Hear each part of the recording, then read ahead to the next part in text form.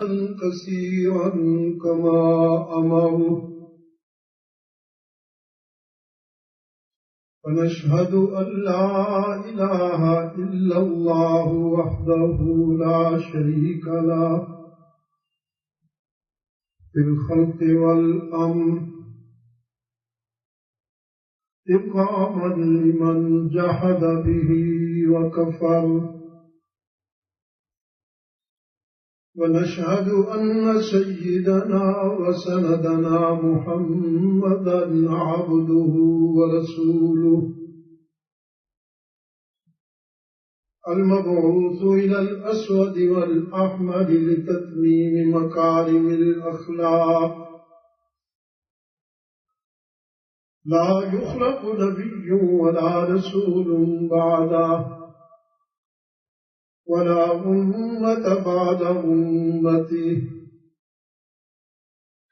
ولا شريعة بعد شريعته ولا كتاب بعد كتابه صلى الله تعالى عليه وعلى آله وأصحابه الذين هم خلاصة العرب العرباء وخير الخلائق بعد الأنبياء وهم كالنجوم في السماء للاهتداء والاقتداء وهم مفاتيح الرحمة ومصابيح الغرر. أعوذ بالله من الشيطان الرجيم. بسم الله الرحمن الرحيم. سبحان الذي أسرى بعبده ليلا من المسجد الحرام إلى المسجد الأقصى. صدقت يا رب العالمين. وقال صاحب القرآن صلى الله عليه وسلم: من يرد الله به خيرا يفقهه في الدين. وصدق رسولك النبي الأمي الكريم. ونحن على ذلك لمن الشاهدين والشاكرين والحمد لله رب العالمين.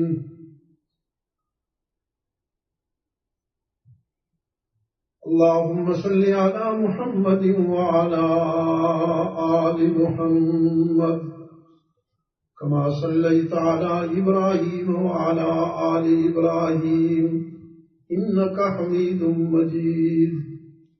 اللهم بارك على محمد وعلى آل محمد كما باركت على إبراهيم وعلى آل إبراهيم إنك حميد مجيد.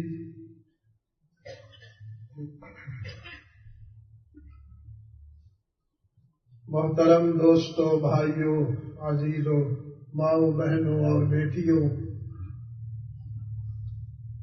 آج 1 ستمبر 2005 عیسوی ہم یہاں جامع ابو بکر صدیق اسکابرو کینیڈا میں دعوت و تبلیغ کی نسبت سے جمع ہیں.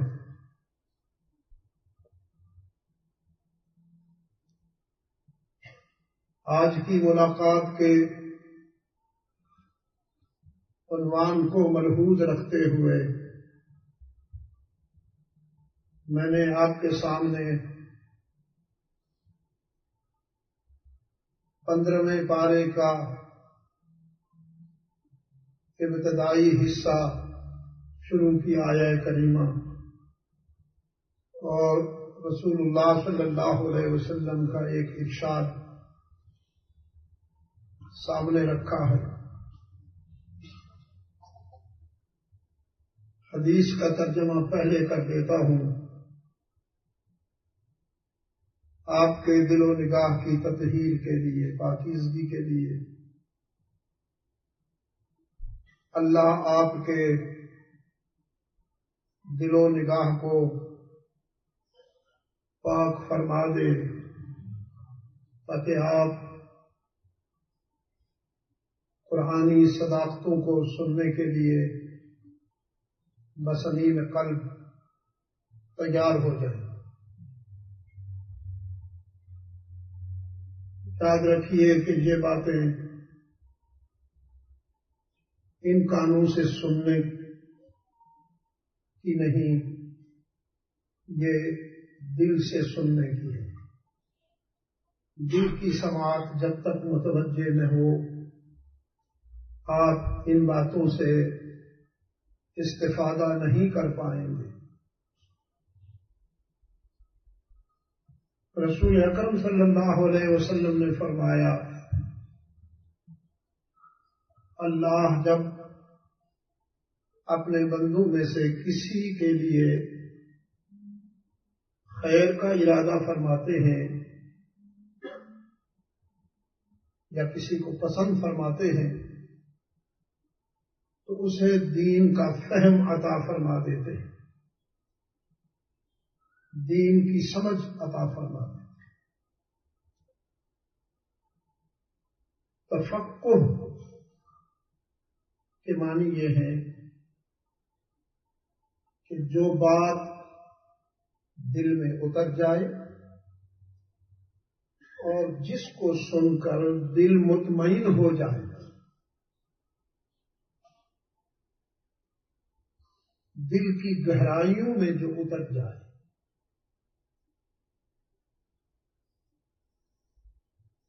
اور دل کی گہرائیوں میں اسی کے بات اترتی ہے جس پر وہ راضی ہو۔ یہ فلسفہ نہیں ہے، یہ منطق نہیں ہے، فلسفی نہیں ہے،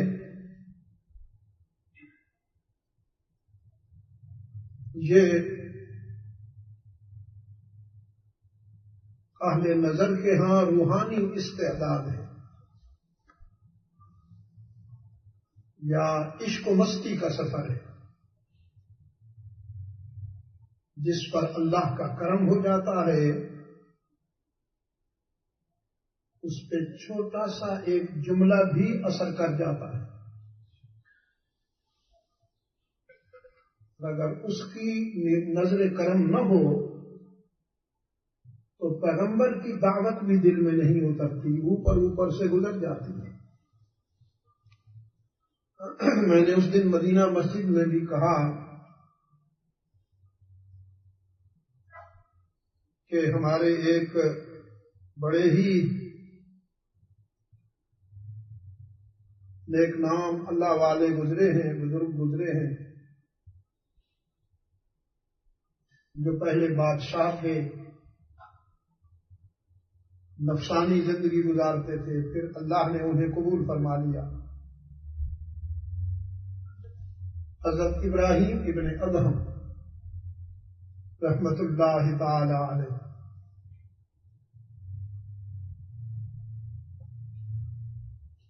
بادشاہی کے زمانہ میں جس طرح ان لوگوں کی زندگی ہوتی ہے آپ خوب سمجھتے ہیں۔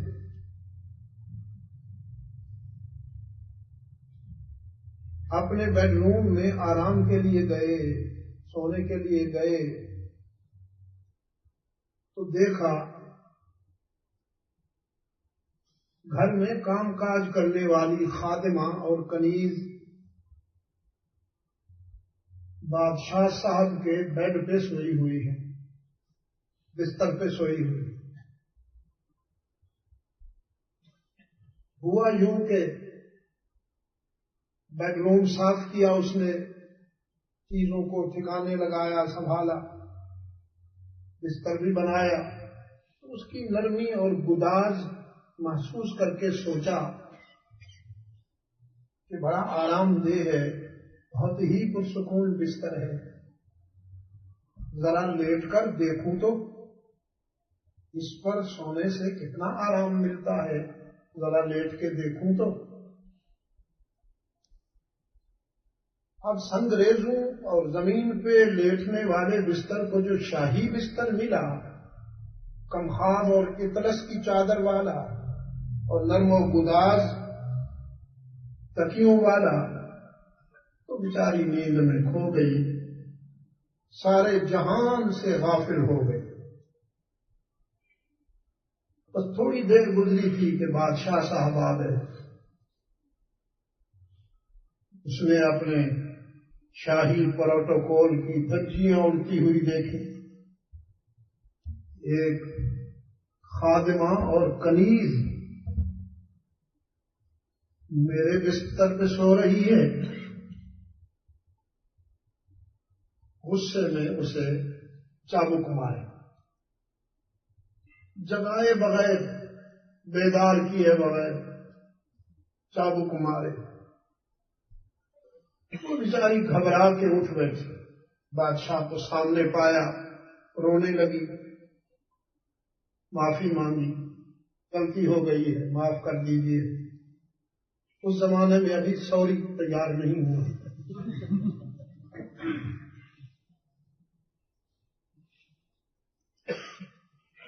اوپر دیکھ کر ہنسنے لگی۔ اب دیکھیے جب اللہ راضی ہوتا ہے تو پھر کس طرح اسباب بنتے ہیں۔ اس کا اوپر دیکھ کر جو ہنسنا تھا،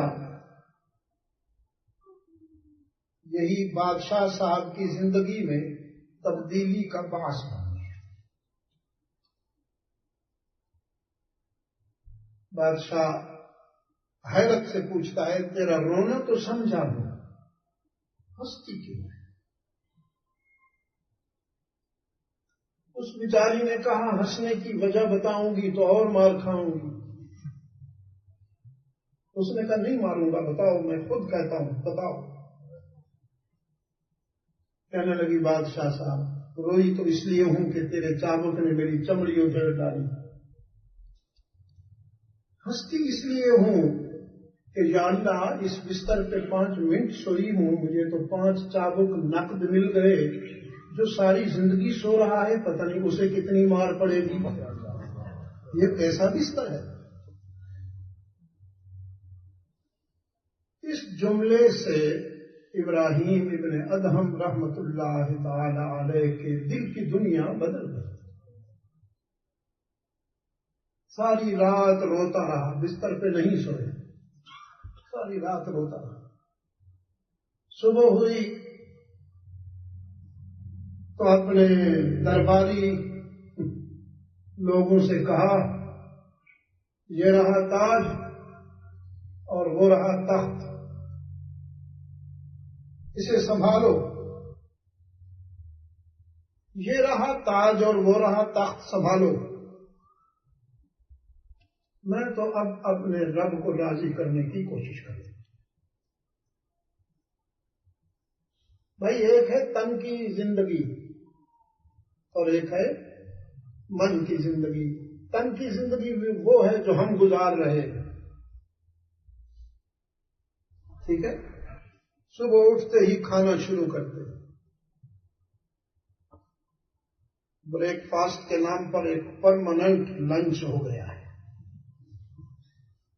پھر لنچ کے ٹائٹل میں ایک اور لنچ ہوا، ڈبل لنچ ہو گیا، پھر ان بٹوین بھی ہم چلتے رہتے ہیں کچھ نہیں، پھر ڈنر ہو گیا۔ تو یہ تن کی زندگی ہے۔ اور من کی زندگی کیا ہے؟ رسول اللہ صلی اللہ علیہ وسلم کی پوری زندگی میں مسلسل 2 دن کبھی چولہا گرم نہیں ہوا۔ یاد رکھیے، مسلسل 2 دن کبھی چولہا گرم نہیں ہوا، اور جب کھانا بنتا تھا تو وہ کھانا بھی کئی ڈشز نہیں ہوتی تھی، 1 ڈش کھانا آپ صلی اللہ علیہ وسلم نے استعمال فرمایا ہے، اور کھانا تیار ہوا۔ اگر کوئی فقیر آ گیا، سوال کرنے والا آ گیا، تو وہ کھانا اس کو چلا دیا۔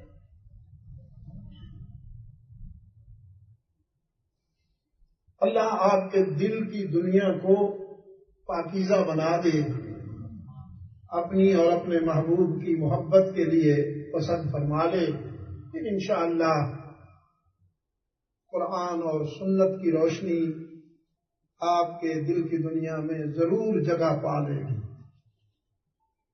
تو اللہ کے رسول صلی اللہ علیہ وسلم نے فرمایا، اللہ جب اپنے بندوں میں سے کسی کو پسند فرماتا ہے، چاہتا ہے، تو اسے دین کی سمجھ عطا فرماتا ہے۔ سمجھ کے کیا معنی؟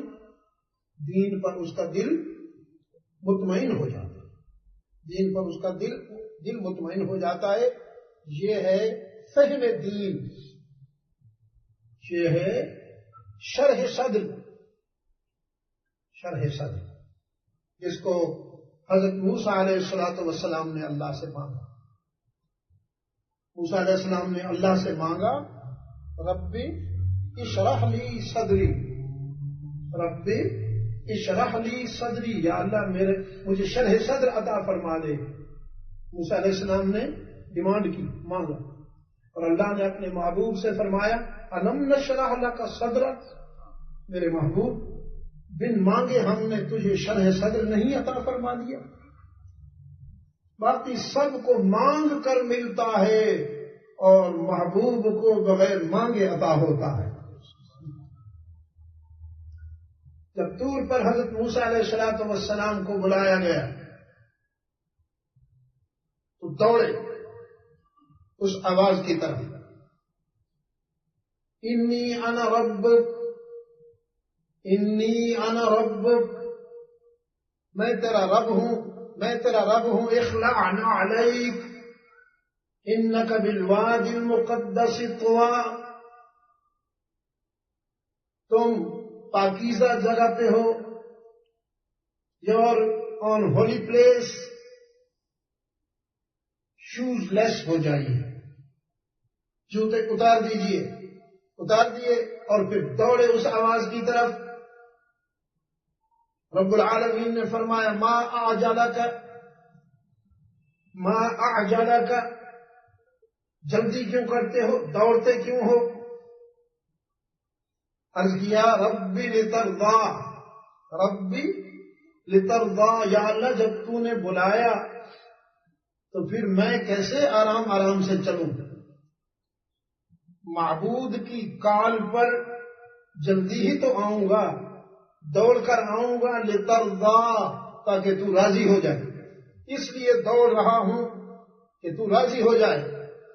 یہ کلیم اللہ ہے جو دوڑ رہا ہے اللہ کو راضی کرنے کے لیے، اور حبیب اللہ کا یہ مقام ہے، وَلَسَوْفَ يُعْطِيكَ رَبُّكَ فَتَرْضَىٰ، میرے محبوب تیرا رب اتنا عطا کرنے والا ہے، تجھ کو اتنا کچھ عطا کرنے والا ہے کہ تجھے راضی کر دے گا، تجھے راضی کر دے گا، اتنا کچھ عطا کرنے والا ہے۔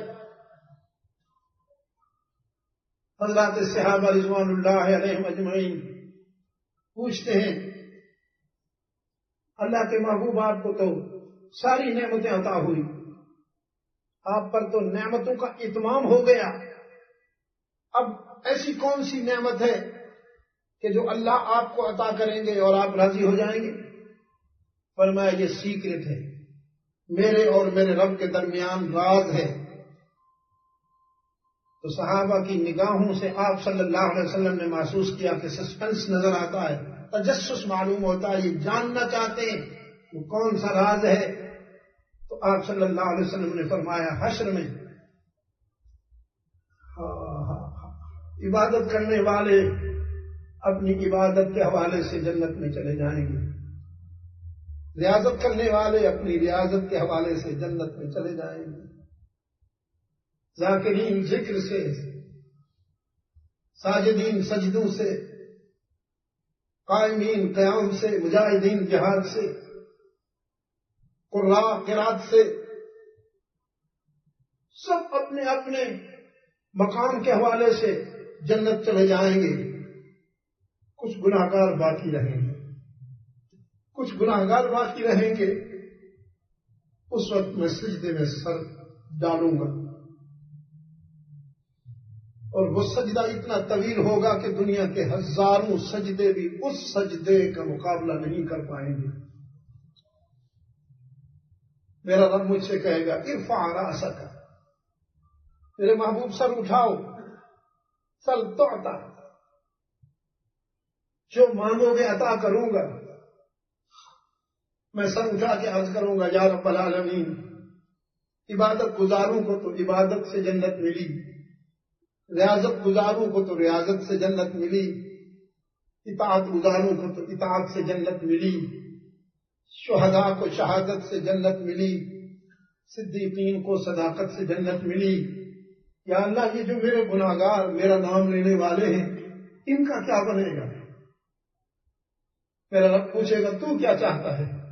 میں عرض کروں گا یا اللہ میں ان کی سفارش کرتا ہوں، انہیں بھی اپنے کرم سے جنت میں بھیج دے.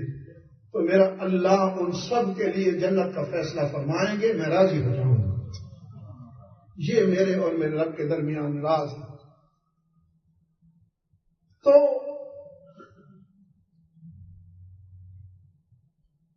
معراج عروج سے مشتق ہے. عروج اور عروج بلندی کا استعارہ ہے. یہ عروج جو اسلامی لغت میں، اسلامی ڈکشنری میں معراج کے ٹائٹل سے متعارف ہے، ہم جانتے ہیں. اس کا ایک خاص تصور ہے، اسپیشل کانسیپٹ ہے. یہ رحمت عالم صلی اللہ علیہ وسلم کی زندگی میں، مکی زندگی میں ایک رات کے مختصر سے حصے میں فرش سے عرش تک کا ایک سفر ہے جو اللہ کی قدرت کاملہ کا مظہر ہے اور اس کے آخری رسول صلی اللہ علیہ وسلم کی منفرد عظمت کا مظہر ہے.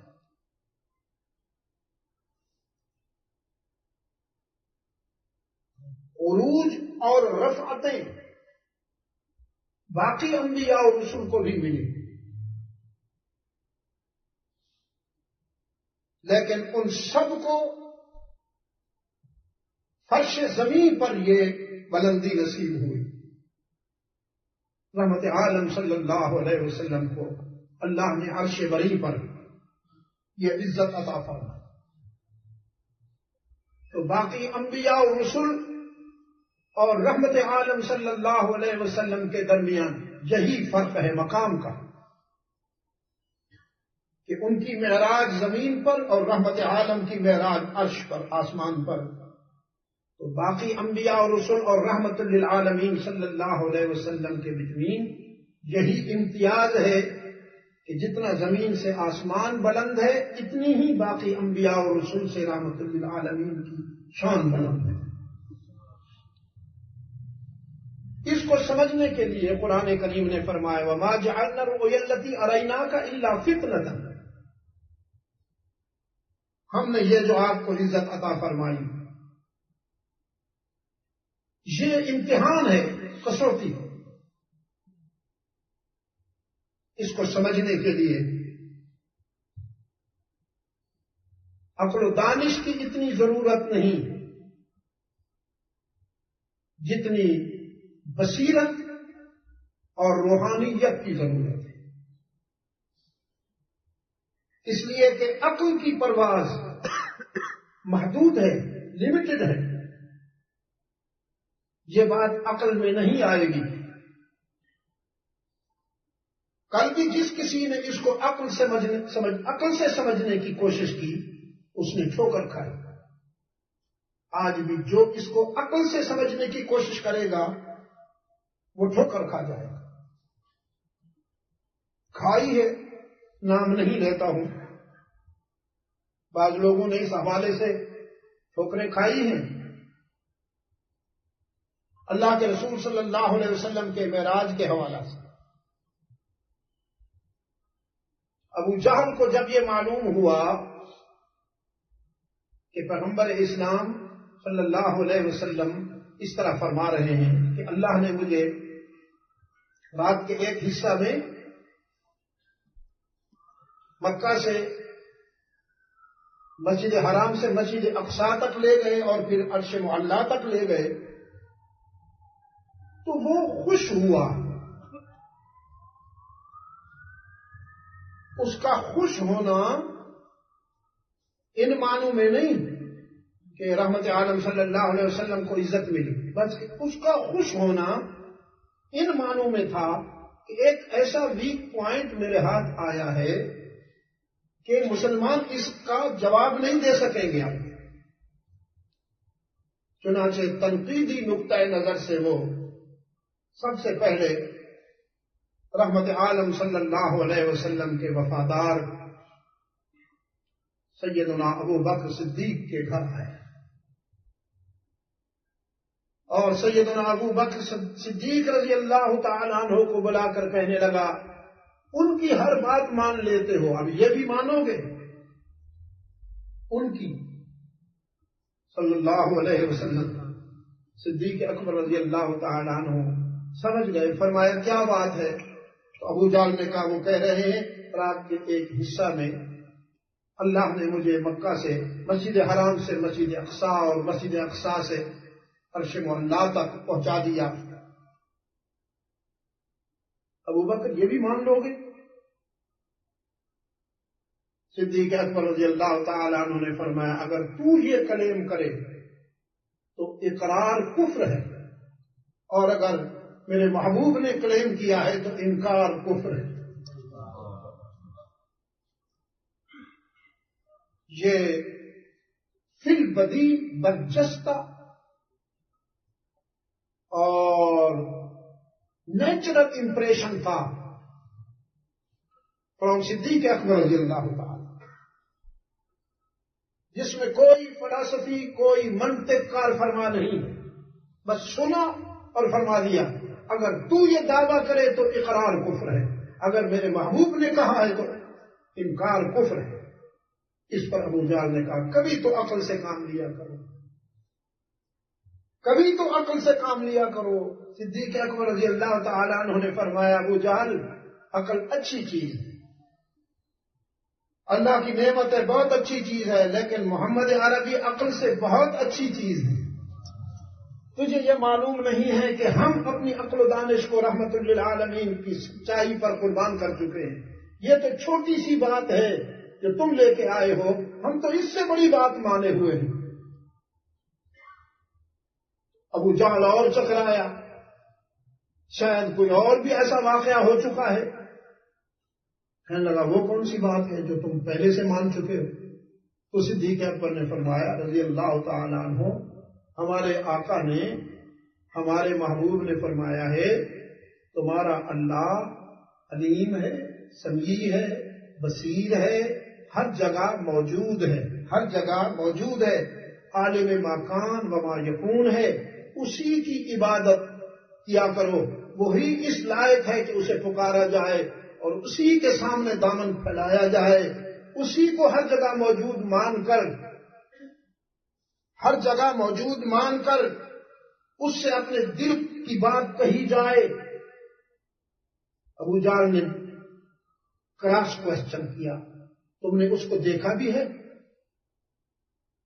ابو بکر نے فرمایا، نہیں دیکھا تو نہیں، حضور سے سنا ہے. فرمایا پھر تم نے مان لیا؟ صدیق اکبر نے فرمایا ہم نے مان لیا. وہ دیکھے بغیر مان لیا؟ کہاں دیکھے بغیر مان لیا؟ تم عجیب لوگ ہو.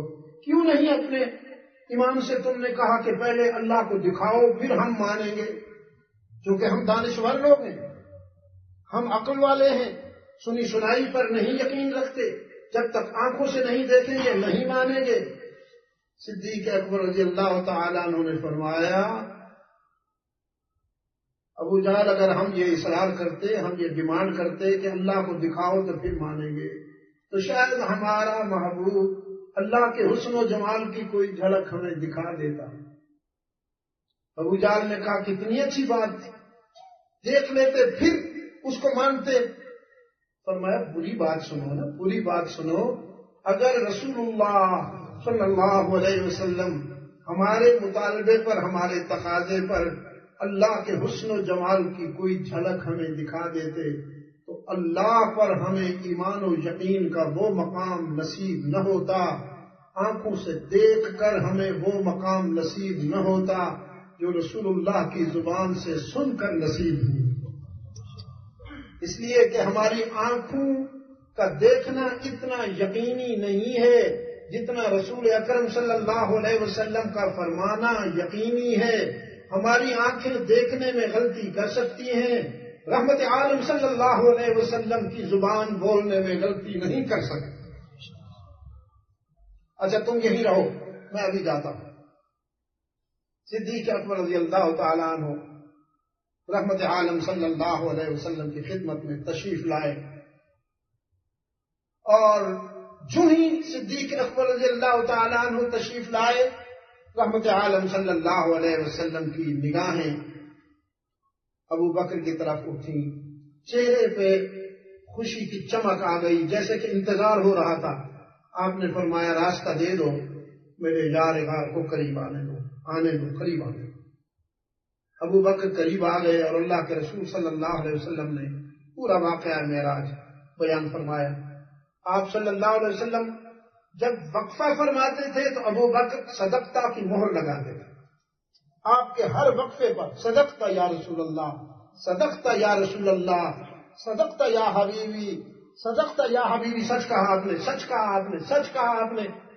جب بات پوری ہو چکی تو صدیق اکبر رضی اللہ تعالیٰ عنہ نے عرض کیا، تیری معراج کہ تو لوح و قلم تک پہنچا، اور میری معراج کہ میں تیرے قدم تک پہنچا۔ تیرا عرش وہاں ہے، میرا عرش تو یہاں ہے۔ تیری معراج کہ تو لوح و قلم تک پہنچا، اور میری معراج کہ میں تیرے قدم تک پہنچا۔ آج کے دن رحمت عالم صلی اللہ علیہ وسلم نے ابو بکر کو یہ خطاب عطا فرمایا، انت صدیق الی یوم القیامہ، ابو بکر آج کے بعد تو قیامت تک صدیق کہلائے گا۔ اور صدیق اکبر رضی اللہ تعالیٰ عنہ کی ماں کا وہ خواب سچا ہو گیا۔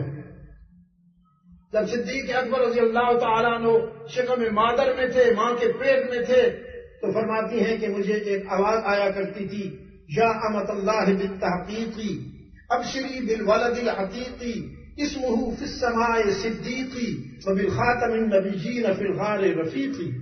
اللہ کی کنیز، اللہ کی کنیز تجھے مبارک ہو، تو عتیق بیٹے کی ماں بننے والی ہے، تو عتیق بیٹے کی ماں بننے والی ہے، جس کا خطاب آسمانوں میں صدیق گونجتا ہے، اور جو ہجرت کے سفر میں رحمت عالم کا رفیق بننے والا ہے۔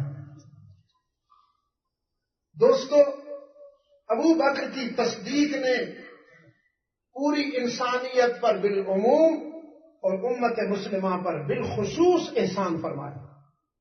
ابو بکر کی تصدیق اور تائید نے پوری انسانیت پر عموماً اور امت مسلمہ پر، فرزندان اسلام پر خصوصاً احسان فرمایا کہ اس حوالے سے جو کوئی کنفیوژن پیدا ہونے والی تھی، ابو بکر صدیق رضی اللہ تعالی عنہ کی تائید و تصدیق نے اس کنفیوژن کے دروازے بند کر دیے۔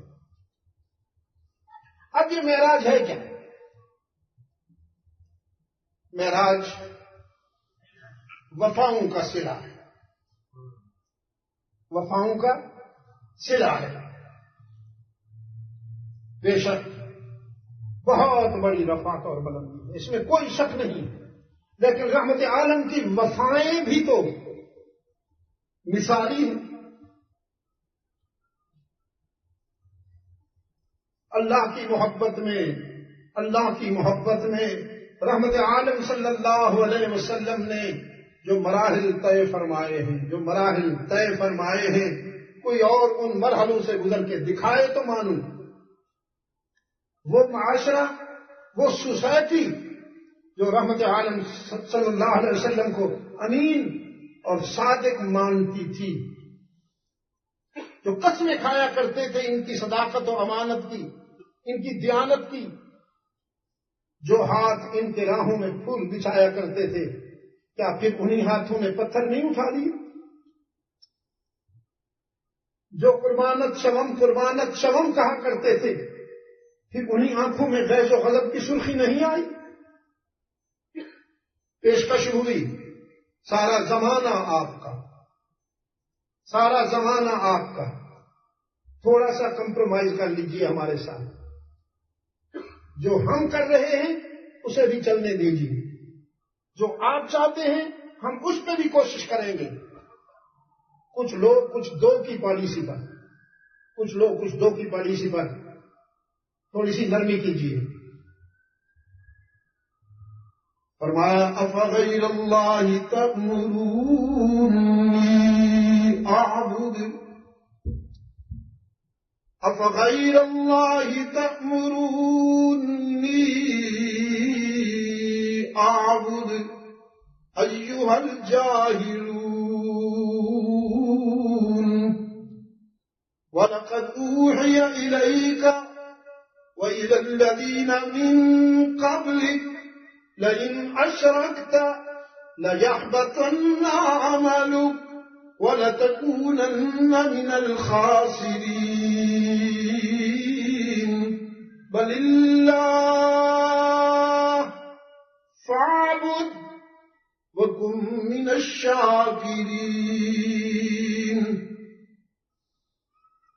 تم مجھے دنیا کی پیشکش کرتے ہو اور میرا یار تو مجھے دنیا اور آخرت کی کامیابی کا وعدہ دلاتا ہے۔ میں تمہاری بات کو کیا کروں گا، تمہاری چھوٹی سی پیشکش کو کیا کروں گا؟ میں تو اس سے محبت کرتا ہوں اور اسی سے وفا کرنے کا عزم کر چکا ہوں۔ تم مجھ سے یہ توقع رکھتے ہو، توحید-سنت.com مجھ سے توقع رکھتے ہو کہ میں بندوں کی عبادت کا راستہ کھلا رکھوں، میں مخلوق کی عبادت کے لیے بھی اپنے دل میں گنجائش پیدا کر لوں، سافٹ کارنر پیدا کر لوں۔ ایھا الجاہلون، قرآن کریم کا انداز بیان بڑا مشفقانہ ہے، عادلانہ ہے، منصفانہ ہے، کریمانہ ہے۔ قرآن کریم کسی کو ڈائریکٹ ہٹ نہیں کرتا، اولئک الذین کے صیغے استعمال کرتا ہے، لیکن دو مقام ایسے آئے کہ وہاں ضروری ہو گیا تھا کہ کافروں کو ایھا الکافرون کہا جائے اور جاہلوں کو ایھا الجاہلون کہا جائے۔ ایک سورہ کافرون میں قل یا ایھا الکافرون، وہ مقام بھی اس کی توحید کے سلسلے میں ہے کہ ان کی خواہش تھی کہ رب کو بھی سجدہ کیا جائے اور سب کو بھی سجدہ کیا جائے۔ ایک ہے رب کا سجدہ اور ایک ہے سب کا سجدہ۔ ان کی کمپرومائز کا کانسیپٹ یہ تھا کہ آپ بندوں کی عبادت کے لیے بھی اپنے اندر گنجائش پیدا کر لیں۔ اللہ کی عبادت حقیقی ہوگی، بندوں کی عبادت مجازی ہوگی کہ اللہ کے جو بندے ہیں ہم ان کے ذریعے وہاں تک پہنچیں گے۔ ڈائریکٹ اپروچ نہیں ہوتی، ما نعبدہم الا لیقربونا الی اللہ زلفا۔ ہم اس لیے ان کے در پہ جاتے ہیں، لات و منات عزا و حبل، اور ہم نے یہ جو دربار اور آستانے بنا رکھے ہیں اس لیے ان کے در پہ جاتے ہیں کہ یہ ہمیں اللہ سے ملاتے ہیں، کہ یہ اللہ کے پیارے ہیں، ہماری سنتا نہیں اور ان کی ٹھکراتا نہیں۔ بندوں کے لیے، مخلوق کے لیے گنجائش پیدا کیجیے، مخلوق کے لیے گنجائش پیدا کیجیے کہ ہم اس کے ذریعے اللہ تک پہنچیں، کہ ہماری سنتا نہیں اور ان کی ٹھکراتا نہیں، ہماری سنتا نہیں اور ان کی ٹھکراتا نہیں، تو ہماری ان کے آگے، ان کی اللہ کے آگے۔ رحمت عالم صلی اللہ علیہ وسلم نے اس انداز فکر کی نفی فرمایا، اس سوچ کو مسترد فرمایا کہ یہی تو میں کہنے آیا ہوں تم سے کہ اس تک پہنچنے کے لیے جو طریقہ میں تمہیں سکھا رہا ہوں اس طریقے کو اختیار کر لو، اور کسی سیڑھی کی زینے کی ضرورت نہیں ہے کہ صاحب مکان پہ چڑھنا ہے، زینہ تو ضروری ہے، زینے کے بغیر مکان پہ کیسے چڑھیں گے؟ تو زینہ سنت ہے، اسوہ حسنہ ہے رسول اللہ صلی اللہ علیہ وسلم کا، اور کوئی زینہ نہیں ہے قیامت تک۔ ما آتاکم الرسول فخذوہ وما نہاکم عنہ فانتہوا، جو تمہیں میرے رسول سے ملے اس کو پکڑ لو، اور جس سے وہ روکے اس سے دور ہو جاؤ، بس یہی ایک زینہ، اس کے علاوہ کوئی زینہ نہیں، نہ کوئی عالم زینہ ہے، نہ کوئی ولی زینہ ہے، نہ کوئی صدیق زینہ ہے، نہ کوئی شہید زینہ ہے، یہ سب کے سب متبعین میں سے ہیں، متبعین میں سے ہیں، اتباع کریں گے تو عزت پائیں گے، اور اتباع سے ہٹیں گے تو کوئی عزت نہیں ملے گی انہیں۔ رحمت عالم صلی اللہ علیہ وسلم نے فرمایا یہی تو میں تمہیں سمجھانے آیا ہوں، میرا رب کہتا ہے ادعونی،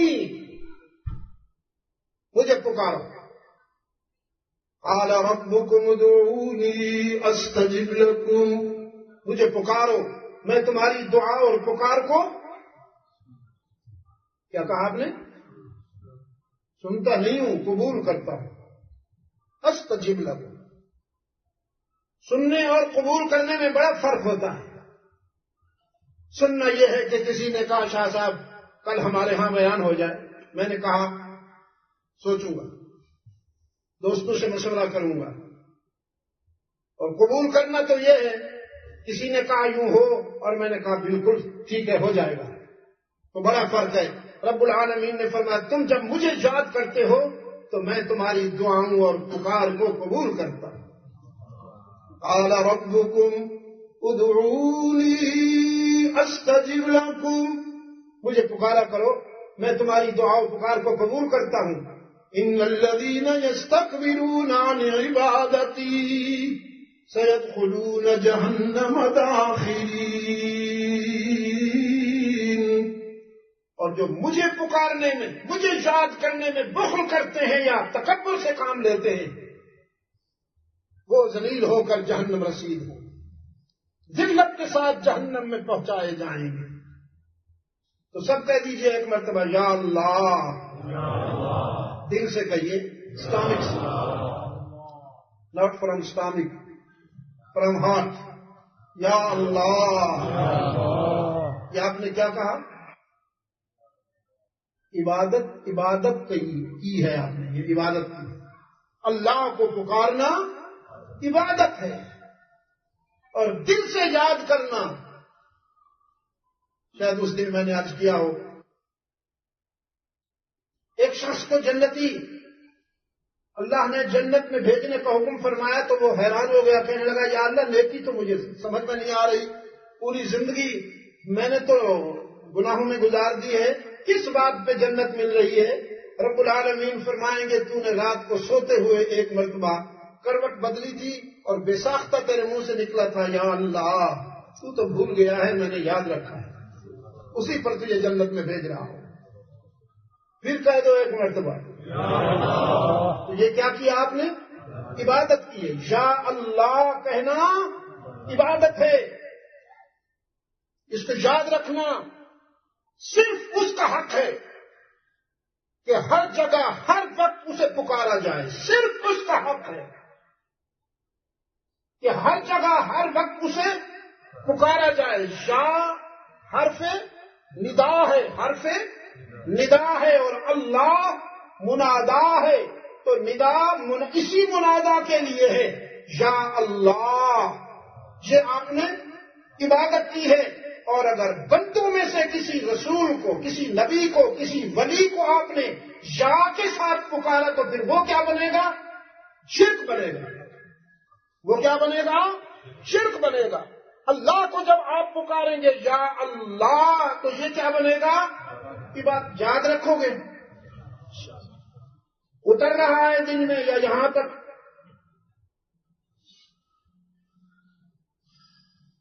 افغیر اللہ تأمرونی اعبد ایھا الجاہلون. جہالت کے بیماروں، مجھ سے یہ توقع کہ میں اللہ کے ساتھ کسی کو شریک مان لوں، کسی کو پارٹنر مان لوں، نہیں ہو سکتا. میں تمہاری بات سنوں یا عرش بری سے ہونے والی تنبیہ کو سنوں؟ مسلسل تنبیہ، کنٹینیوز وارننگ. لئن اشرکت لیحبطن عملک، لئن اشرکت لیحبطن عملک ولتکونن من الخاسرین. میرے محبوب ہو تو میرے محبوب، ہو تو میرے محبوب.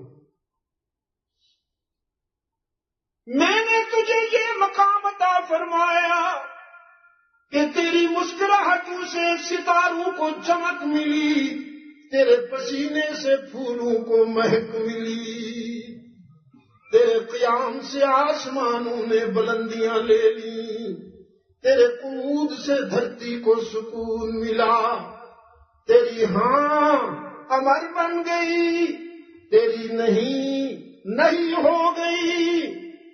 میرے محبوب، میں نے تجھے یہ مقام عطا فرمایا کہ کونین اور ثقلین کا تجھے امام بنا دیا. ملائکہ بھی تیری غلامی کرتے نظر آتے ہیں، نوری بھی تیری غلامی کرتے نظر آتے ہیں میرے محبوب.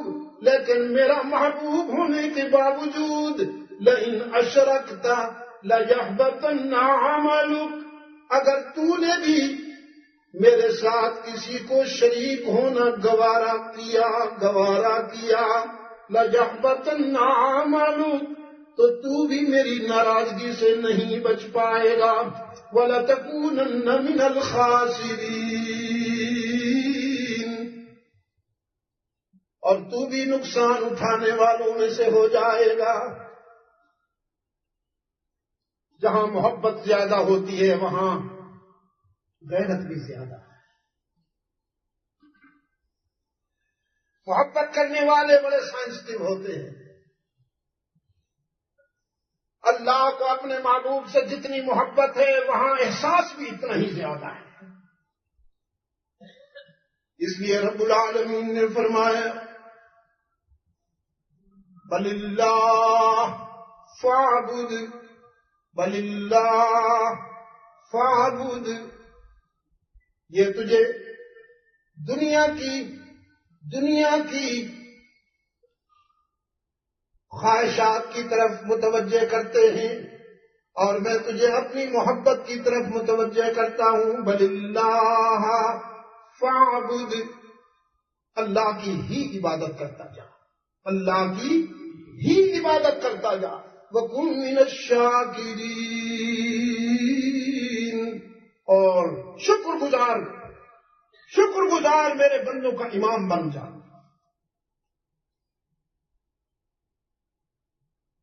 رحمت آدم صلی اللہ علیہ وسلم نے وعدہ کیا، یا اللہ میں تیری محبت میں اور تیرے پیار میں وفا کروں گا. عزم ہے، سارے صدمے اٹھاؤں گا، سارے زخم کھاؤں گا، لیکن تیرے ساتھ کسی کو شریک نہیں برداشت کروں. مانتا ہوں اور منواؤں گا، مانتا ہوں اور منواؤں گا. انسانی جبین کی عاجزیوں کے لیے مسجود کون؟ اللہ ہی. انسانی جبین کی عاجزیوں کے لیے مسجود کون؟ اللہ ہی. ہو سکے تو یہاں سے آواز دو، اسلامک سے نہیں، ادھر سے تھوڑا سا ہی پہ پش، تھوڑا سا ہی کو پش کرو. اللہ بھی کے بیماروں کو شفائے کاملہ عطا فرمائے. انسانی جبین کی عاجزیوں کے لیے مسجود کون؟ وہ ایک سجدہ جسے تو گراں سمجھتا ہے، 1000 سجدوں سے دیتا ہے آدمی کو نجات۔ انسانی جبین کی عاجزیوں کے لیے مسجود کون؟ کینیڈا میں رہنے والوں معبود کون؟ ہر جگہ موجود کون؟ علام الغیوب کون؟ علام الغیوب اللہ ہی یا اللہ بھی؟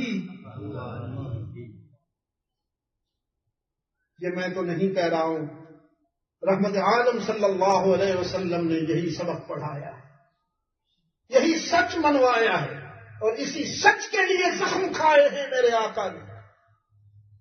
کانٹے بچھائے گئے پاؤں کے نیچے، سنگ برسائے گئے رحمت عالم پر، سر سے پاؤں تک اللہ کا محبوب زخمی ہوا اور خون میں رنگین ہو گیا آپ کا جسد اطہر، دانت توڑے گئے رحمت عالم کے، وطن چھڑایا گیا اللہ کے محبوب کا۔ کس لیے؟ کہ اللہ کے محبوب صلی اللہ علیہ وسلم نے اللہ کے ساتھ کسی کو شریک برداشت نہ کرنے کا فیصلہ کر لیا، اور فرمایا علام الغیوب کون؟ لا يعلم من في السماوات والأرض قل لا يعلم۔ رب العالمین نے فرمایا کہانی تو میری ہے، بیان تیری زبان سے ہو۔ لا يعلم من في السماوات والأرض الغیب الا اللہ۔ آسمان اور زمین میں غیب جاننے والا کوئی نہیں مگر اللہ ہی۔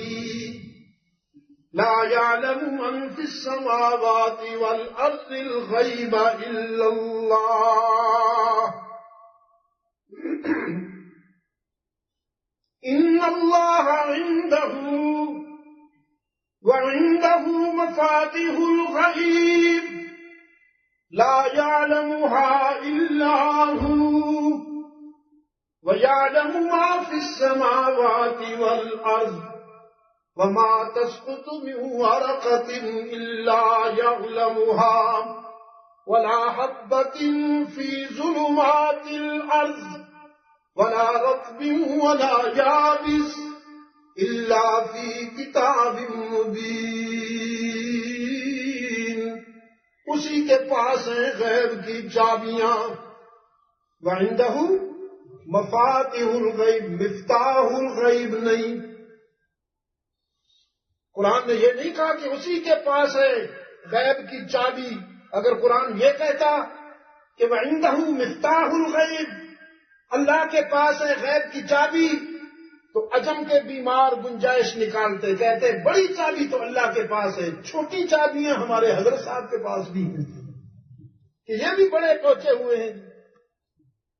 لیکن قرآن کریم نے چور بازاری کے دروازے بند کیے، فرمایا وعنده مفاتیح الغیب، اسی کے پاس ہیں غیب کی چابیاں، چھوٹی بڑی ساری غیب کی چابیاں اسی کے پاس۔ لا يعلمها الا هو، یہ تاکید کے لیے آیا، بات تو ہو گئی تھی، کوئی نہیں جانتا غیب کی باتیں مگر اللہ ہی۔ وَيَعْلَمُ مَا فِي الْبَرِّ وَالْبَحْرِ، اور وہی جانتا ہے جو کچھ جنگل میں ہے، شہر میں، جو کچھ ویرانوں میں ہے، آبادیوں میں۔ وَمَا تَسْقُطُ مِن وَرَقَةٍ إِلَّا يَعْلَمُهَا، یہ ہے اس کے علم کی وسعت، یہ ہے رب العالمین کے علم کی وسعت، کہ جب ونٹر میں پتجھڑ کے موسم میں درختوں سے پتے گرنے لگتے ہیں، قرآن کہتا ہے قرۂ ارض پر پوری کائنات میں درختوں سے گرنے والے پتوں میں سے کوئی ایک پتا ایسا نہیں جو اس کے علم سے باہر ہو۔ وَمَا تَسْقُطُ مِن وَرَقَةٍ إِلَّا يَعْلَمُهَا وَلَا حَبَّةٍ فِي ظُلُمَاتِ الْأَرْضِ، اور زمین سے اگنے والا کوئی بیج، کوئی دانہ ایسا نہیں جو اس کے علم سے باہر ہو، ولا رطب ولا یابس الا فی کتاب مبین۔ دنیا میں جو کچھ ہے وہ سب کا سب اس کے دفتر میں محفوظ۔ ایک اللہ والے نے بڑی عجیب بات کی، ولا حبۃ فی ظلمات الارض کے حوالے سے فرمایا زمین سے جب بھی کوئی دانہ اگتا ہے، جب کوئی بیج پھوٹتا ہے تو فطرتاً ایک شاخ اس کی نکلتی ہے، بعد میں پھر وہ پھیلتا ہے، اس کو پتے لگتے ہیں، ٹہنیاں بنتی ہیں، وہ پودا بنتا ہے یا درخت بنتا ہے، لیکن جب پھوٹتا ہے زمین سے تو ایک ہی شاخ نکلتی ہے۔ اس نے فارسی میں اس کو منظوم کیا اور فرمایا، ہر گیا ہے کہ الزمین رویت، ہر گیا ہے کہ الزمین رویت وحدہ لا شریک لہ ہے۔ جب بھی کوئی بیج، کوئی دانہ پھوٹتا ہے تو سب سے پہلے اس کی توحید بیان کرتا ہے کہ میرا پیدا کرنے والا اکیلا ہے، کوئی اس کا شریک نہیں ہے۔ وحدہ لا شریک لہ گویا، یہ کس کی زبان ہے؟ یہ کس کی لینگویج ہے؟ فطرت کی لینگویج، یہ نیچر کی لینگویج ہے، نیچرل لینگویج ہے۔ فطرت بولتی ہے وحدہ لا شریک لہ، فطرت کی زبان ہے وحدہ لا شریک لہ۔ اس لیے سب کچھ اسی سے ہونے اور اس کے بغیر کسی سے کچھ نہ ہونے کا یقین پیدا ہوگا تو بات بنے گی۔ شیخ محمد الیاس نور اللہ مرقدہ کے رضاکار شیخ محمد الیاس رحمت اللہ تعالی علیہ کی جماعت تبلیغی کے رضاکار یہی منواتے ہیں، پوری دنیا میں سب کچھ اللہ سے ہونے اور غیر اللہ سے کچھ نہ ہونے کا یقین پیدا کرو گے تو بات ہوگی، پھر بات بنے گی، پھر وفا ہوگی۔ ادھر بھی دیکھو اور ادھر بھی دیکھو، محبت کے سفر میں ادھر اور ادھر دیکھنے والے مار کھا جاتے ہیں۔ کوئی آوارہ کسی خاتون کو چاہنے والے چاہت کا دعویٰ کرتے ہوئے پیچھا کرتا تھا، یہاں کے تو چاہنے والے بھی عجیب ہیں۔ ہمارے عبدالسلام کے گھر کسی نے نوک کیا، دیکھا تو 2 بچیاں کھڑی ہوئی ہیں، انہوں نے کہا کہ وہ ہمارا پیچھا کر رہے ہیں، ہمیں جگہ دے دو۔ اس نے کہا ایسے کیسے جگہ دے دوں، فون بھی کر دیا جہاں کرنا چاہیے تھا، اور ان سے پوچھا کہ اس طرح کا معاملہ ہے تو انہوں نے بتا دیا ابھی جگہ دے دو، تو پھر جگہ دے دی۔ جب جھانک کے دیکھا تو وہ ماشاءاللہ بلیک کلر کے اینیملز، 2 ٹانگوں والے۔ چاہت کا دعویٰ کرنے والا پیچھا کر رہا تھا، اس خاتون نے پوچھا کیا بات ہے؟ اس نے کہا بس چاہتا ہوں تجھے، آئی لو یو۔ اس نے کہا اچھی بات ہے، لیکن میں تو بہت ہی بیکار ہوں، کسی کام کی نہیں، میری سسٹر ہے بہت ہی مجھ سے بیوٹیفل ہے، میرے پیچھے آ رہی، مجھے پلٹ کے دیکھا، اس نے اٹھا کے اس نے تھپڑ مارا کہ ہر جائی کہیں کے دعویٰ مجھ سے کرتے ہو چاہت کا، اور دیکھتے ادھر ہو۔ ادھر ادھر دیکھنے والے چاہت اور محبت کے دعوے میں سچے کہاں ہوتے ہیں بھائی؟ سچے تو وہ ہوتے ہیں جن کی نظر ایک ہی رخ پہ قائم رہے، ہر جائی نہیں، یکجائی بن کے دکھائیں، ایک ہی رخ پہ قائم رہے، وحدہ لا شریک لہ۔ باقی سارے محبوب، دنیا کے سارے محبوب جنہیں ہم نے اور آپ نے محبت کے قابل بنا رکھا ہے، اوہو ڈیپلی ذرا تھوڑا سا دیکھو تو صحیح، غور تو کرو، غلاظت کے سوا کچھ نہیں ہوگا، گندگی اور بدبو کے سوا کچھ نہیں ہوگا۔ باقی سارے محبوب اللہ کی محبت پہ قربان کیے جا سکتے ہیں، باقی سب کو اللہ کی محبت میں قربان کیا جا سکتا ہے، اور اللہ کو کسی کی محبت پہ داؤ نہیں لگایا جا سکتا، سب کو چھوڑا جا سکتا ہے۔ اس کو کیسے چھوڑا جائے؟ اس کے لیے اس کو کیسے، دنیا کے لیے اللہ کو کیسے چھوڑا جائے؟ اللہ کے لیے سب کو چھوڑا جا سکتا ہے۔ توحید تو یہ ہے کہ خدا حشر میں کہہ دے اللہ اس مقام پہ پہنچا دینا۔ توحید تو یہ ہے کہ خدا حشر میں کہہ دے یہ بندہ دو عالم سے خفا میرے لیے، اس نے میرے لیے ساری دنیا کو ناراض کیا، میری محبت میں میرے پیار میں ساری دنیا کو ناراض کیا، لیکن مجھے نہیں چھوڑا۔ رب العالمین نے اپنے محبوب کو اپنے پیار اور اپنی عبادت کے راستے پر استقامت کا سبق دیا۔ بل اللہ فاعبد وکن من الشاکرین۔ اور رحمت عالم صلی اللہ علیہ وسلم بھی اس راستے پر استقامت کے ساتھ چلتے ہیں، پھر وہ وقت آ گیا کہ اللہ نے اپنے محبوب کو اس بلندی کے مقام پہ پہنچایا کہ جہاں عقل انسانی بھی نہیں پہنچ پائی۔ مسجد حرام سے مسجد اقصی لائے گئے، تمام انبیاء علیہ السلام کو اللہ نے وہاں جمع کر رکھا ہے۔ ہم سے جو لوگ پوچھا کرتے تھے کبھی کبھی اعتراض کے لہجے میں، تنقید کے لہجے میں، کیسی باتیں کرتے ہو؟ جسد عنصری کے ساتھ نہ کوئی پلین، نہ کوئی سیارہ، نہ کوئی ڈسکوری، نہ کوئی اپولو، کیسے گئے؟ کیسی باتیں کرتے ہو؟ انبلیویبل باتیں منواتے ہو۔ اللہ نے اپنے فضل و کرم سے انہی کو یہ استعداد دے دی، یہ صلاحیت عطا فرمائی کہ انہوں نے اہل الفلاک کا ایک ڈھانچہ بنایا، اس میں انسان کو بٹھایا، بھیجا، پھر خود دعویٰ کیا، وہ چاند پہ پہنچ گیا۔ ان کے سوال کا جواب ہماری زبان سے نہیں، انہی کی زبان سے، جواب المغالطۃ فی المغالطۃ موجود، جو ہم سے پوچھا کرتے تھے انہی کی زبان سے جواب مل گیا۔ تم نیل آرمسٹرانگ کو چاند پر بھیج سکتے ہو تو خالق کائنات اپنے محبوب کو عرش معلیٰ پہ نہیں بلا سکتا؟ اگر تم جیسے ضعیفوں کو یہ صلاحیت اور اتنی قوت ہے، تم بندے ہو نا، تو سارے بندے ضعیف ہیں، کھانے کو نہ ملے تو بھوک سے مرتے ہیں، وہی کھانا جا کے اسٹامک میں پرابلم بن جائے تو پین سے مرتے ہیں۔ کیا حال ہے اس کا؟ انسان کا کیا حال ہے؟ ایک بادشاہ صاحب شکار کے دوران درخت کے نیچے بیٹھے ہوئے فقیر کے پاس گیا، کہنے لگا پیاس لگی ہے، پانی پلاؤ گے؟ فقیر نے غور سے دیکھا، پانی کا مشکیزہ لٹک رہا تھا، اتارا، پیالے میں پانی ڈالا، پیش کیا۔ بادشاہ بڑا خوش ہو گیا، کہنے لگا میں بادشاہ ہوں، کیا چاہتے ہو، کیا دے دوں؟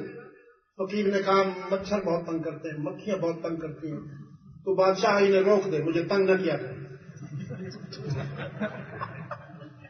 بادشاہ صاحب کہنے لگے مچھر اور مکھی پر تو میرا آرڈر نہیں چلتا۔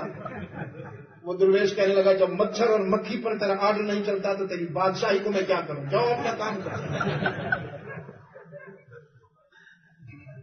یہ اپنے بارے میں خوش فہم تھے، ہیں جی، اور کانفیڈنس ہو گئے تھے، اور کانفیڈنس۔ دیکھو اللہ کی طرف سے تنبیہات ہوتی ہیں، بالاقساط ہوتی ہیں، چھوٹی سی تنبیہ آئی، قرآن پاک نے فرمایا وَلِلَّهِ جُنُودُ السَّمَاوَاتِ وَالْأَرْضِ، وَلِلَّهِ جُنُودُ السَّمَاوَاتِ وَالْأَرْضِ، آسمان اور زمین میں جتنی چیزیں ہیں وہ سب اللہ کا لشکر ہے، اللہ کا لشکر ہے۔ تم میزائلوں کے بغیر نکمے ہو، تم بم کے بغیر خود کو ناکارہ سمجھتے ہو، لیکن اللہ جب چاہے ہواؤں سے کام لیتا ہے، بادلوں سے کام لیتا ہے، مچھروں سے کام لیتا ہے، چیونٹیوں سے کام لیتا ہے۔ نمرود کو بہت غرور تھا، وہ انا ولا غیری کا دعویٰ کرتا تھا، میں سب کچھ ہوں، کون مجھے مسخر کرے گا، کون مجھے ناکام بنائے گا؟ اللہ نے ایک مچھر کو حکم دیا، گھس گیا وہ نمرود کے کان میں گھس گیا، وہ بھی لنگڑا، کامل بھی نہیں تھا، نارمل بھی نہیں، اب نارمل مچھر گھس گیا کان میں۔ اس نے جا کے اپنی کاروائی شروع کی، ایکشن شروع کیا، درد شروع ہوا، خارش شروع ہوئی، اپنے درباریوں سے کہنے لگا ذرا جوتے مارو مجھے۔ وہ جوتے مارتے تھے، اسے سکون ملتا تھا، کہا اور مارو، وہ اور مارتے تھے، اسے سکون ملتا تھا، اور اسی میں طبیعت صاف ہو گئی۔ وَلِلَّهِ جُنُودُ السَّمَاوَاتِ وَالْأَرْضِ، پانی نہ ملے تو پیاس سے مرتا ہے انسان، وہی پانی جب اللہ چاہتا ہے تو پھر دوسری شکل اختیار کر لیتا ہے۔ قوم نوح کا دعویٰ یہ تھا، خوش فہمی یہ تھی، پراؤڈنس یہ تھا کہ ہمیں کوئی نقصان نہیں پہنچا سکتا۔ پانی آیا، پانی، اور پانی نے پوری قوم کی طبیعت صاف کر دی، پوری قوم کی طبیعت صاف کر دی۔ اب حشر تک یہ زمانہ رحمت عالم صلی اللہ علیہ وسلم کی امت کا زمانہ ہے، محمد عربی صلی اللہ علیہ وسلم کے غلاموں کا زمانہ ہے۔ حشر تک اب کوئی اجتماعی ہلاکت تو نہیں آئے گی۔ رسول اللہ صلی اللہ علیہ وسلم کی مشفقانہ دعائیں پوری انسانیت کا پہرا دے رہی ہیں۔ اللہ اکبر۔ حضور صلی اللہ علیہ وسلم کی مشفقانہ دعائیں، آنسوؤں سے بھری ہوئی دعائیں پوری انسانیت کے سر پہ سایہ کیے ہوئے ہیں، شفقت کا پہرا دے رہی ہیں۔ کوئی اجتماعی ہلاکت تو نہیں آئے گی، لیکن چھوٹی چھوٹی تنبیہات تو اللہ کی طرف سے ہوتی رہے گی کہ تم ناقص ہو، تم فانی ہو، میں ہی کامل ہوں، میں ہی باقی ہوں، تم ضعیف ہو، میں ہی قوی ہوں۔ یا ایھا الناس، یا ایھا المسلمون نہیں، یا ایھا الناس انتم الفقراء الی اللہ، تم سب اللہ کے در کے فقیر ہو، تم سب اللہ کے در کے فقیر ہو، چاہے جھونپڑوں میں رہتے ہو یا بنگلوز میں رہتے ہو، تم سب میرے در کے فقیر ہو۔ تمہاری پہچان ہی یہ ہے کہ تم مجھ سے مانگو، اور میری شان یہ ہے کہ میں تمہارا دامن بھرتا ہوں۔ انتم الفقراء الی اللہ واللہ هو الغنی الحمید، اور غنی و حمید کون ہے؟ صرف اللہ ہے۔ غنی و حمید کون ہے؟ صرف اللہ ہے۔ پوری انسانیت اللہ کے در کی سوالی ہے، پوری انسانیت اللہ کے در پہ مانگنے والی ہے۔ وہ جب چاہتا ہے، جتنا چاہتا ہے، جس کے لیے چاہتا ہے خیر کے فیصلے فرماتا ہے۔ توحید-سنت.com تو مسجد حرام سے مسجد اقصی رب العالمین اپنی قدرت کاملہ سے اپنے محبوب کو لے گئے، وہاں پر تمام انبیاء موجود ہیں۔ بتایا گیا کہ اب تمہارا امام آ رہا ہے، اب تمہارا امام آ رہا ہے۔ سنا مجدہ جو آدم نے تو خوش ہو کر وہ کہتے تھے، سنا مجدہ جو آدم نے، ابراہیم کی نظریں بھی اٹھتی ہیں اپنے بیٹے کے استقبال میں، کلیم اللہ کی نظریں بھی اٹھتی ہیں اپنے بھائی کے استقبال میں، یوسف کی نظریں بھی اٹھتی ہیں اپنے بھائی کے استقبال میں۔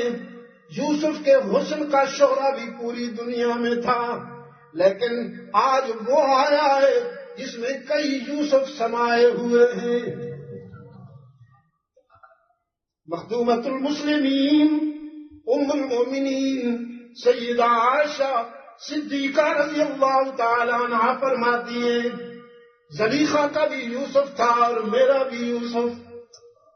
زلیخا کے یوسف کو دیکھنے والیوں نے انگلیاں کاٹ دیں، ایمان نہیں لائیں۔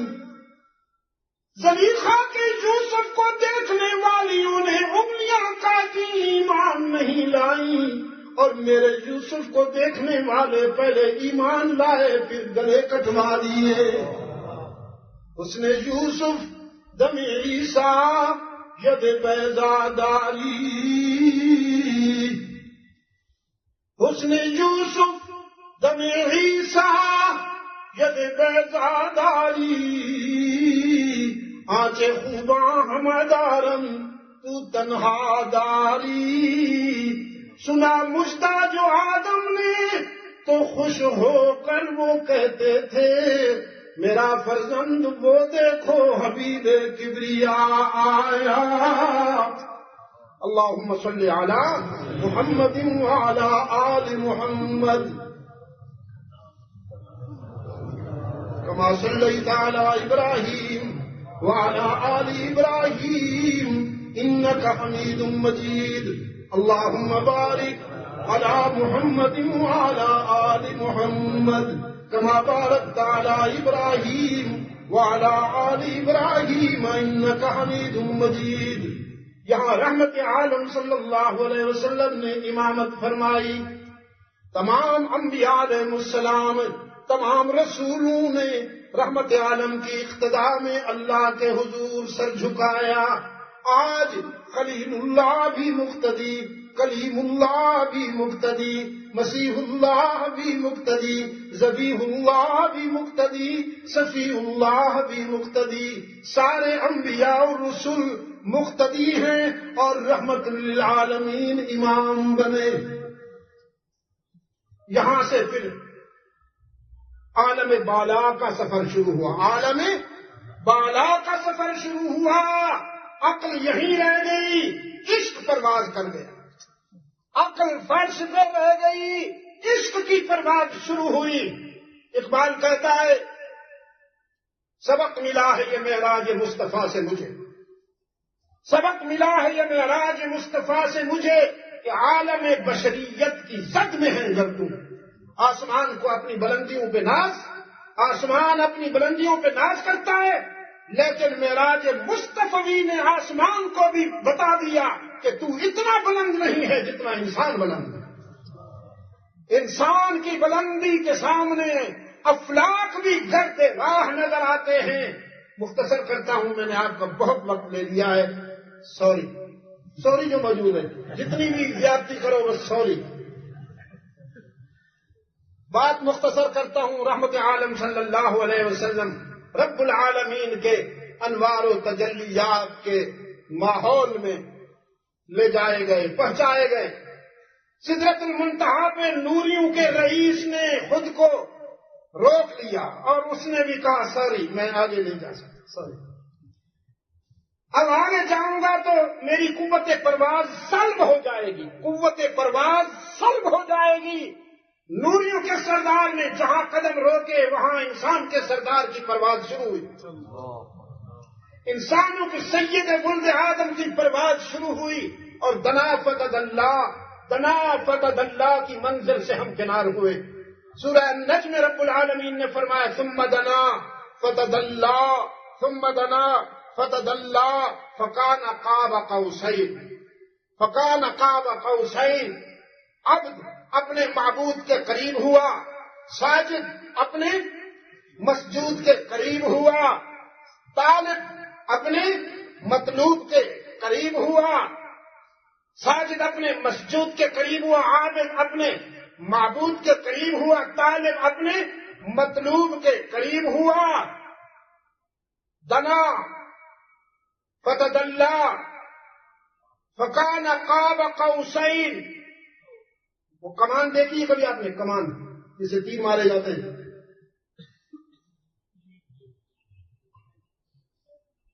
لوگوں کو تو ڈر لگتا ہے، آپ نے تو دیکھی ہوگی،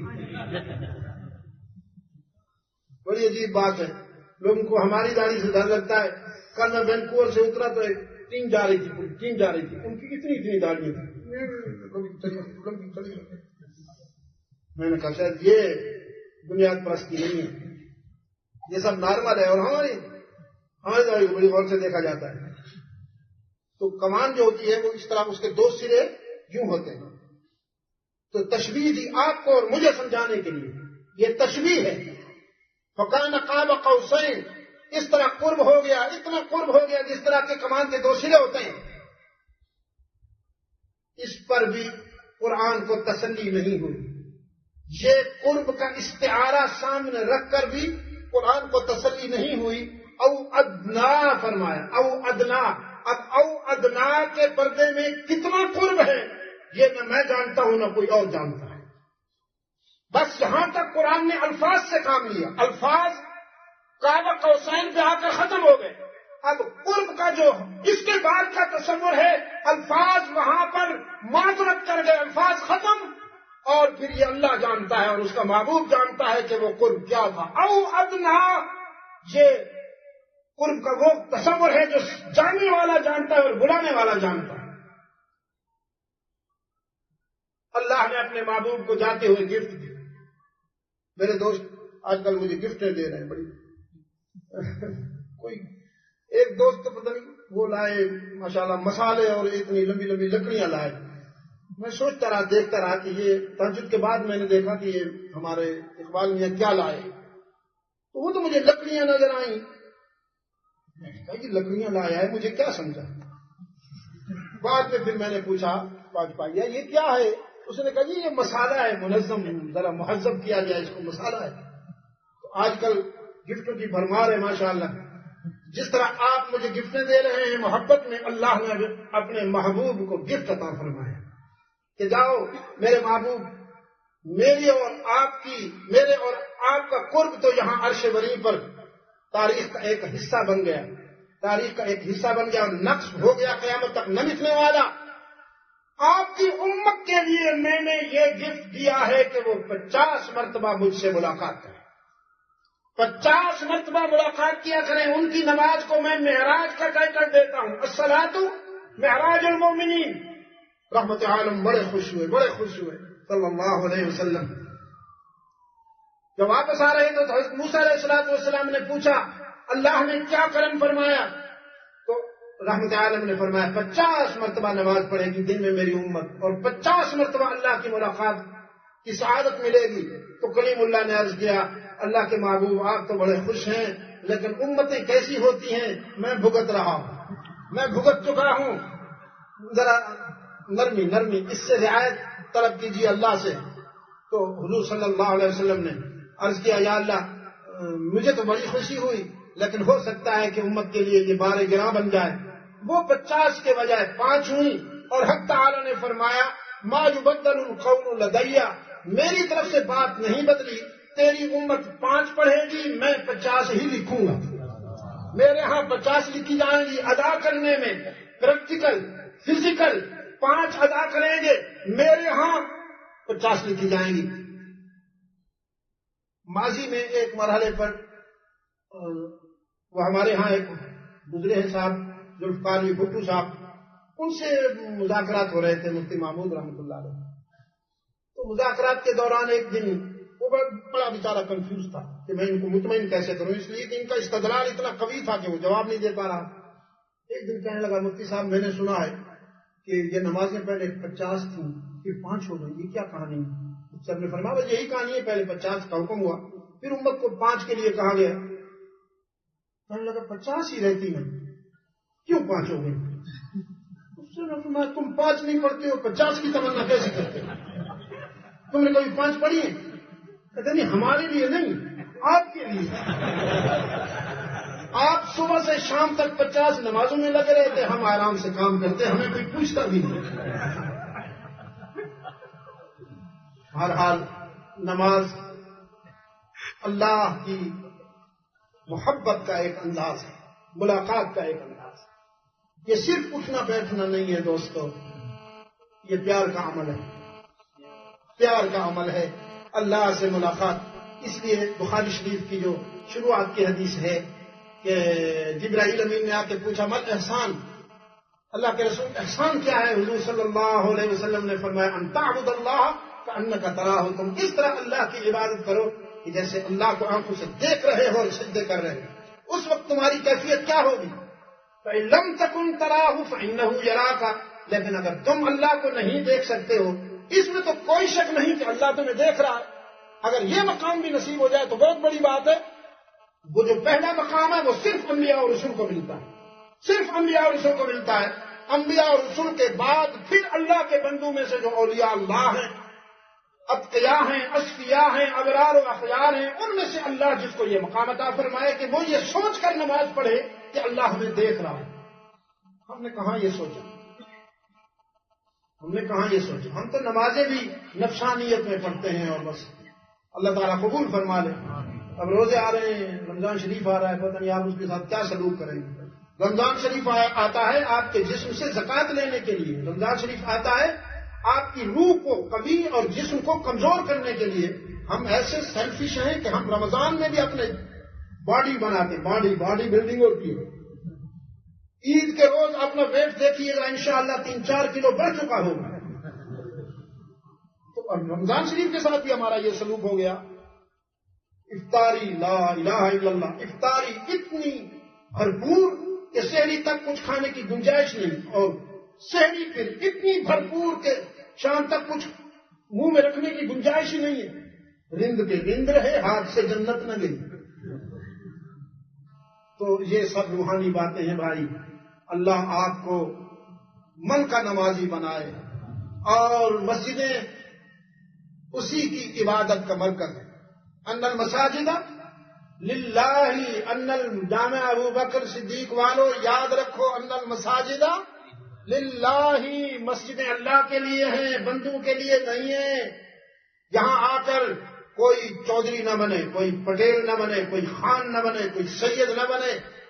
یہاں اسی کو عزت ملے گی جو مٹ جائے گا. یہاں آ کر جو خود کو مٹائے گا اللہ اسی کو بلند کرے گا.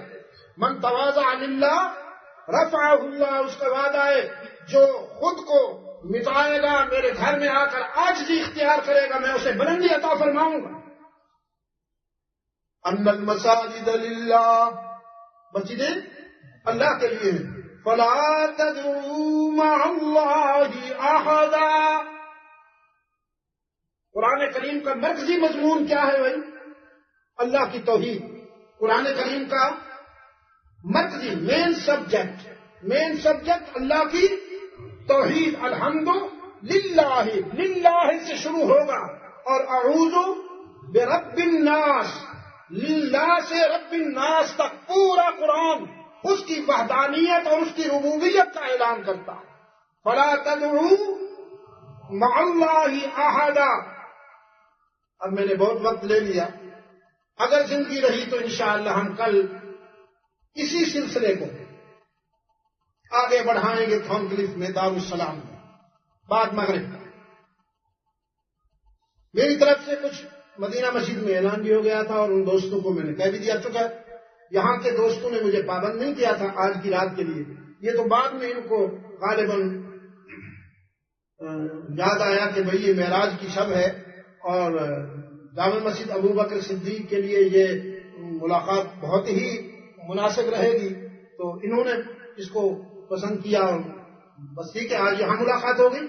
کل انشاءاللہ ہم خان کلف میں بعد مغرب مل بیٹھیں گے دارالسلام میں، اور اس سلسلے کو ہم کل مکمل کریں گے. جامع مسجد ابو بکر صدیق مجھے نہیں معلوم زندگی میں پھر ملاقات ہوگی کہ نہیں. جیسا کہ میں پہلے بھی کہہ چکا ہوں، میری مسنون زندگی تو پوری ہو گئی، اب بونس میں زندگی گزار رہا ہوں. مسنون زندگی تو 63 ایئرز ہے نا جی. تو میں اب 65ویں سال میں جا رہا ہوں. 65 اپریل سے میرا 65واں سال شروع ہو گیا. تو نہ معلوم کس گلی میں زندگی کی شام ہو جائے. جہاز عمر رواں پر سوار بیٹھے ہیں، سوار خاک ہیں، بے اختیار بیٹھے ہیں، بے اختیار بیٹھے ہیں. نہ معلوم کب بیماریوں میں بھی گھرا ہوا ہوں. پورے دن میں کچھ 20 22 25 گولیاں لیتا ہوں. تو آپ دعا فرمایا کریں بس زندگی کا آخری سانس بھی اس کے دین کی دعوت میں قبول ہو جائے. پوری زندگی تقریباً 8.5 ملین مائلز میرے تبلیغ کا سفر ہو چکا. 8.5 ملین یعنی 85 لاکھ میل، کلومیٹر نہیں. میں بتاتا گیا، ایک عزیز کمپیوٹر میں اسے ڈالتا گیا تو یہ نتیجہ نکلا. 100 سے زیادہ ممالک میں گیا بیٹھا ہوں، پورے قرائے ارض کو دیکھے بیٹھا ہوں الحمدللہ تعالی. دنیا میں جہاں گیا ہوں، کسی کونے پہ بھی گیا ہوں، مجھے اس کا حسن ہر جگہ جھلکتا ہوا چمکتا ہوا نظر آیا. اس کے حسن و جمال کے نظارے مجھے پوری دنیا میں نظر آئے، چاہے وہ وائٹ سکن والے تھے یا بلیک سکن والے تھے یا براؤن سکن والے تھے. اس کی مخلوق چاہے کسی رنگ میں تھی، لیکن اس کے پیار کا ہر جگہ رنگ ایک ہی نظر آیا. اللہ تعالیٰ اس مسجد کی تعمیر کے سلسلے میں آپ حضرات کو قبول فرمائے، آپ کو یہ عزت عطا فرمائے کہ میری توقعات سے بھی جلدی یہ مرکز کمپلیٹ ہو جائے. وہاں ایک جزیرہ ہے فرانس کا، ریونین، غالباً وہ بھی سن 1983 تھا، 1983 تھا کہ ہم نے سنٹ جوزف میں ایک مسجد کا فاؤنڈیشن کیا. پہاڑ کو کاٹنا تھا، اس کے نیچے پارکنگ بنانا تھی، اس کے اوپر مسجد بنانا تھی. تو بظاہر وہ بڑا کنجسٹڈ پروجیکٹ تھا اور میں سمجھتا تھا کہ کئی سال لگیں گے. وہاں ہمارے ایک محترم دوست تھے جو دارالعلوم فلاح دارین کے خادم تھے ترکیشور گجرات میں سورت کے پاس. حاجی یوسف راوت اللہ تعالی ان کو اپنی جوار رحمت میں جگہ عطا فرمائے. لاسٹ جون میں وہ دنیا چھوڑ گئے. تو وہ بھی اور کچھ اور دوست بھی, انہوں نے کسی نے اس کے تعمیر کی ذمہ داری لے لی, کسی نے پارکنگ کی ذمہ داری لے لی, کسی نے فنشنگ کے ضروریات کی ذمہ داری لے لی. بس اسی طرح 3-4 اللہ کے بندوں نے ذمہ داری پوری لے لی. صرف 11 مہینے گزرے کہ مجھے کال آ گئی الحمدللہ مسجد کمپلیٹ ہوگی, اوپننگ کے لیے آئی ہے. جہاں میں سوچ رہا تھا کہ سال لگیں گے, وہ چند مہینوں میں اللہ نے اسے کمپلیٹ کر دیا. تو میں آپ کے لیے دعا کرتا ہوں. میں نے یہاں کے جو ذمہ دار حضرات ہیں ان سے بھی عرض کیا ہے کہ بیفور ماہ رمضان آپ اس کی تعمیر شروع فرما دیں. اب آپ کے سامنے بھی کہہ رہا ہوں انشاءاللہ رمضان مبارک سے پہلے اس کی تعمیر شروع ہو جائے گی. اور آپ سب حضرات کسی اخلاص اور محبت کے ساتھ اس کی تعمیر میں حصہ بھی لیں, دعا بھی کریں, خوش بھی ہوں کہ جیسے یہ سب آپ کی چاہت کے مطابق کام ہو رہا ہے, آپ کی تمناؤں کے مطابق کام ہو رہا ہے. یہ کسی فرد کی بات نہیں ہے, اللہ کو راضی کرنا مقصود ہے. اس کی رضا کے لیے ہم سب یہ کر رہے ہیں. اور ہماری جو کمنگ جنریشن ہے ان کے فکر و نظر کی تعمیر کا مرکز بنے گا, انسانیت کی فلاح و بہبود کا مرکز بنے گا. انشاءاللہ یہاں سے محبتیں تقسیم ہوں گی, یہاں سے عزتیں تقسیم ہوں گی, یہاں سے دلجوئی ہوا کرے گی, دل شکنی نہیں ہوا کرے گی انشاءاللہ العزیز. میں دعا کرتا ہوں رمضان سے پہلے اس کی تعمیر شروع ہو جائے اور پھر انشاءاللہ دیکھیے اس کے کرم کے نظارے کس طرح اس کا کرم آتا ہے. موسلا دھار اس کا کرم آئے گا انشاءاللہ العزیز. تو ہمیں بھی یاد کر لینا چمن میں جب بہار آئے. بسم اللہ اللہم صلی علی محمد النبی الامین وسلم. ربنا آتنا فی الدنیا حسنۃ وفی الآخرۃ حسنۃ وقنا عذاب النار. ربنا ظلمنا انفسنا وان لم تغفر لنا وترحمنا لنكونن من الخاسرین.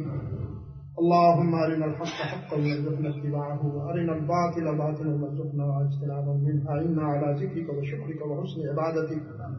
اللهم وفقنا لما تحب وترضى وألف بين قلوبنا كما ألفت بين عبادك الصالحين. اللهم حبب إلينا الإيمان وزينه في قلوبنا وكره إلينا الكفر والفسوق والعصيان واجعلنا من الراشدين. اللهم اجعلنا من الفائزين واجعلنا من المفلحين واجعلنا من المستغفرين بالأسحار واجعلنا من الذين لا خوف عليهم ولا هم يحزنون. اللهم وفقنا لما تحب وترضى. اللهم وفقنا لما تحب وترضى. وفقنا لما تحب وترضى وألف بين قلوبنا كما ألفت بين عبادك الصالحين. یا اللہ امت مسلمہ پر کرم فرما, پوری انسانیت پر کرم فرما. مجھے افسوس ہے امریکہ میں جو حادثہ ہوا اور اس میں انسانوں پر جو وقت آیا ہے, انسانی نقطہ نظر سے میں دل کی گہرائیوں سے اس پر اظہار افسوس کرتا ہوں. اللہ تعالیٰ پوری انسانیت کو اپنی حفاظت میں رکھے. جہاں کہیں انسانیت پر کوئی ٹریجڈی, کوئی المیہ آتا ہے, ہمیں چوٹ لگتی ہے, ہمارا دل دکھتا ہے, اور ہم پوری انسانیت کی فلاح اور اس کی خیر کے لیے اللہ سے دعا کرتے ہیں. اللہ تعالیٰ پوری انسانیت کی حفاظت فرمائے, فرزندان اسلام کی بھی اللہ تعالیٰ حفاظت فرمائے. یا اللہ ہماری خطاؤں کو معاف فرما دے. یا الہ العالمین اپنے لطف و کرم سے ہمارے گناہوں کو معاف فرما دے, اور آئندہ زندگی میں یا اللہ ہمیں اپنی بندگی کی عزت عطا فرما دے, اپنے محبوب صلی اللہ علیہ وسلم کی غلامی کا شرف عطا فرما دے. میری ماؤں بہنوں اور بیٹیوں کو بھی یا اللہ اپنے ماضی سے عملی نسبت عطا فرما دے. ان کی آبروؤں کی حفاظت فرما, ان کے ایمان کی حفاظت فرما. یا اللہ انہیں خیر کا ذوق عطا فرما. ان کے زیر سایہ پڑنے والی نئی نسل کو اے اللہ ان کی آنکھوں کی ٹھنڈک بنا, اور پوری امت مسلمہ کے لیے موجب خیر و برکت فرما. آپ تمام دوستوں نے جس عقیدت و محبت کے ساتھ ہمارے ساتھ پیش آئے ہیں, اللہ تعالیٰ اس پر آپ کو اجر عظیم عطا فرمائے. آج کی اس ملاقات میں بھی آپ جس انہماک سے تشریف لائے ہیں, میں دعا کرتا ہوں اللہ تعالیٰ آپ کو دنیا اور آخرت میں عزت نصیب فرمائے. انشاءاللہ کل کی ملاقات میں بھی آپ کو میں دیکھوں گا. صلی اللہ تعالیٰ علی خیر خلقہ محمد وآلہ وبارک وسلم. مزید ویڈیوز کے لیے ہمارے چینل ہاؤس آف اسلام کو سبسکرائب کرنا نہ بھولیے. شکریہ.